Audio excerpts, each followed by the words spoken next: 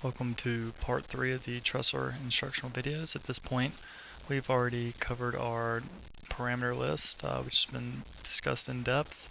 We've gone through and created our geometry, as you can see from the lines and I guess you can't see from the points, but the lines on the screen, we've already created the basic geometry for our truss. So the next step is to lay down the bottom and top chords. If you'll notice in the geometry menu, as long as we're in the add section of this, we can lay boards in. So say we need to start with our bottom chords, or our top chords, excuse me. I'm going to start with this left one, kind of zoom in here. Once I'm on the boards, I've selected top, the Trusser expects me to pick a construction line. A construction line is a line that the board is actually going to be built upon. Now, maybe it'll make a little more sense now while we went through the painstaking trouble of defining these lines that were the rise distance above the butt cut. The reason that we do this is because when we make our top chords, we want to ensure at all times that the top chords there's no difference in the two boards when they reach a point. We want the point to be a single, unified point. We don't want one to be a little higher than the other. This ensures this because if we pick the construction line that we want to build on, for me it's construction line 0, it will be for you too if you follow these steps. Pick the cut lines that we want. Oh no, we need to pick the line position. This is going to tell Trusser where this construction line is relative to the board. The options are that the line is either in the center of the board, above the board, or below the board. Now in this case we want it to be above. This ensures that when the board is actually created, that the red line will be the top line of the board. And if you can go ahead and think ahead, when we create the board on the symmetrical board on the other side of the truss, if the top parts of both of the boards are those top lines, and they'll meet at that point, and we'll have a single point. No board will be kind of sticking out. We can go ahead and see this now that I've clicked line position above. The board width is 3.5. Notice that you can actually put top chord width, which is recommended in this field. The top chord width, if you'll remember, is defined as 3.5, but it's a good idea to go ahead and put top chord width in here in case you want to change it on the fly instead of having to edit the actual board. As long as if you can just change the parameter value and it'll automatically happen for you. So with our board width set, we need to define our cut lines. Board cutting will be discussed a little more in depth once I'm doing the bottom chord, but for the most part you just need to pick the lines where you want the board to stop. So we're using this red line right here to create our board, but we don't want the board kind of going off into this area over here. We want it to stop at the overhang. So on the left end, I'm going to select this line right here. These two empty fields are used if there's multiple cuts. Now notice that there's not going to be multiple cuts because we want it to stop right on this line. So I'll skip over them and go to the right. Likewise, there's only one cut over here, which is this line, so I'll select it and then leave these two fields blank. Once I hit accept, you'll see your board appear. This is when you kind of start to feel good about how things are going. You have your first board laid down. You can repeat this process on the opposite side by selecting this line, telling it once again that you want it to be the above line, you want the board width to be the top chord, and then define your cut lines. So now you can kind of see that we're getting the basic shape of our truss finally put in. We're going to want to go ahead and define a bottom chord.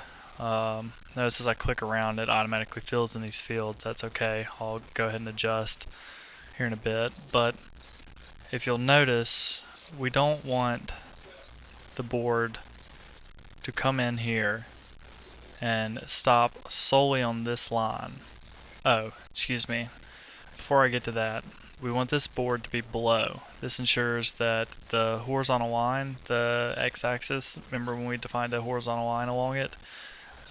Using that line as the below line will always ensure that the bottom of the truss is even too. Kind of as a general rule of thumb when making a truss, you can kind of have some jagged edges where, say, one angled board sticks kind of above the other. It's not a clean point at the top when you're dealing with webbing and things inside of the truss. But as far as the outside of the truss, you want it to be one smooth transition all the way around.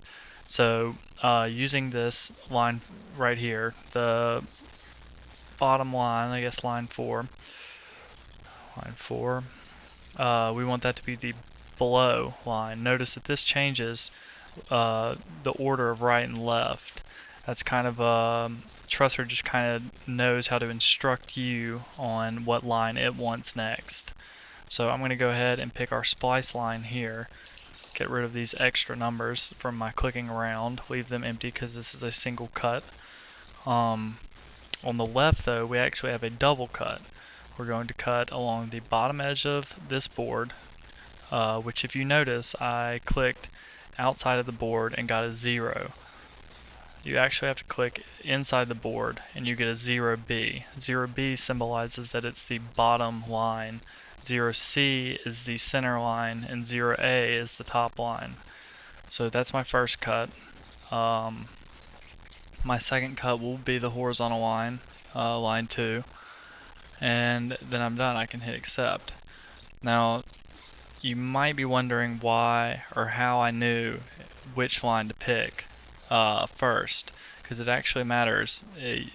Let me just show you. If I edit this board and pick its right cut line to be the single cut line, but then I do these backwards. I pick 2 and I pick 0B and hit accept. You'll notice that you get this weird kind of funky line going into this board.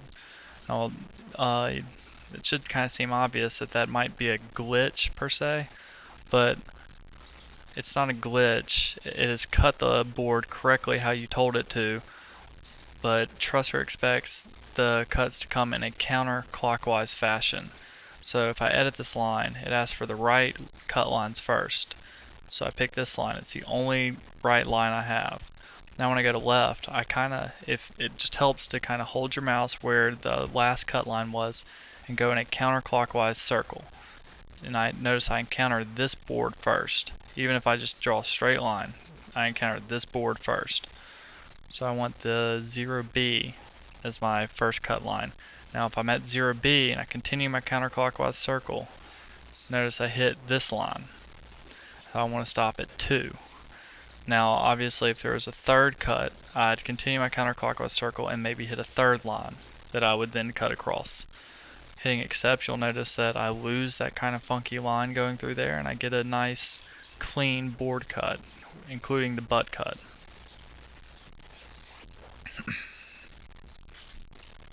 I'll want to continue on, do the exact same thing for the other side. I want to add a bottom chord along line 4. I want it to be the bottom. Notice that now I'm being asked for the right. So if I kind of just start from here and draw a circle around, then the first thing I hit is this line right here. Then I hit the bottom line of the first board. Continuing on left, I finally find the splice line, which is the next line I want to cut across. Notice I actually hit this line first, but I don't care about that because I don't want to cut along that line. I want my cut to join the boards together. I don't want this empty gap in between. So since there's only one cut on the left, I'm done. I hit accept, and there you go. If this is your first time through the tutorial, then you've just created the outline of almost any truss that you can create.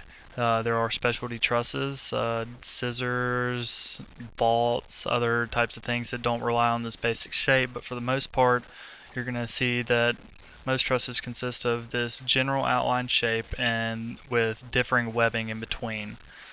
I'm going to go ahead and stop here because the webbing aspect of this is kind of a lengthy process of learning, some new things, placing a lot of points, creating a lot of new lines.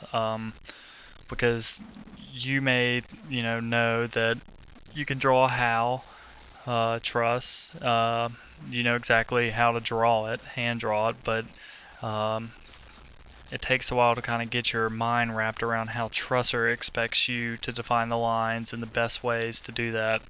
After your third truss or so, it just kind of becomes natural to know which methods to use to create for when.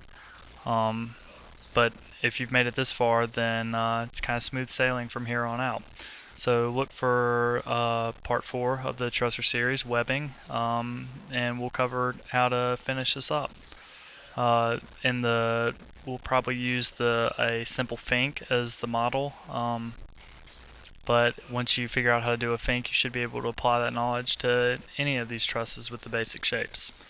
So see you in video 4.